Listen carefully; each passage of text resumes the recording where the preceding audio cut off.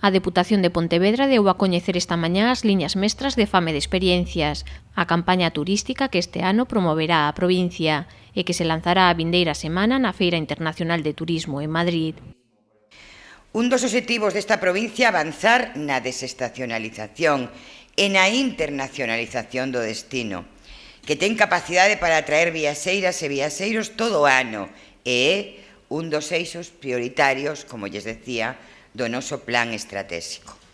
O produto de temporada, a mellora das conexións de voos e a oferta en torno á cultura e ao termalismo son tamén fortalezas para convertirnos nun destino enogastronómico desde xaneiro a decembro.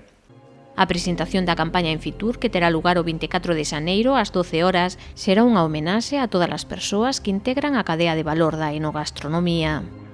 Esa campaña fala de sostenibilidade, pero sostenibilidade non é algo que nos queramos impoñer agora. O sea, Galicia foi sostible, porque Galicia temos sempre esa consciencia sobre os nosos recursos, ese valorar os nosos recursos e respetalos. Temos unha convivencia real. O sea, non nos hemos inventado nada nestes últimos anos, que todo o mundo fala de ecología, sostenibilidade, respeto, medio ambiente, ¿no? Galicia sempre conviviu, ¿no? Nos éramos os produtores, incluso criábamos gando nas nosas casas, cultivábamos nas nosas hortas. Isto que seguimos facendo, isto que sigue facendo toda esta xente.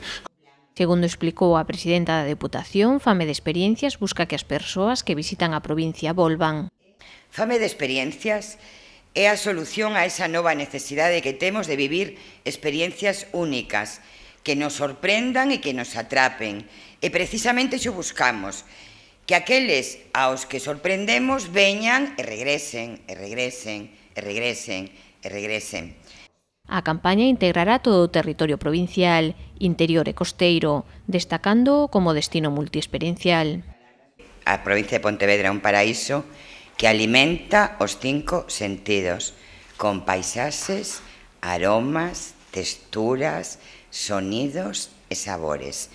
Carmela Silva fixo fincapé en que a provincia de Pontevedra conta con moitos recursos que a converten nun dos mellores destinos enogastronómicos do mundo, como a denominación de orixe Rías Baixas, as 4 denominacións de orixe protexida, as 10 indicacións xeográficas protexidas, a ruta do viño Rías Baixas, os 5 establecementos con estrela Michelin e os 8 soles Repsol, ademais de eventos e festas gastronómicas de interese turístico nacional e internacional.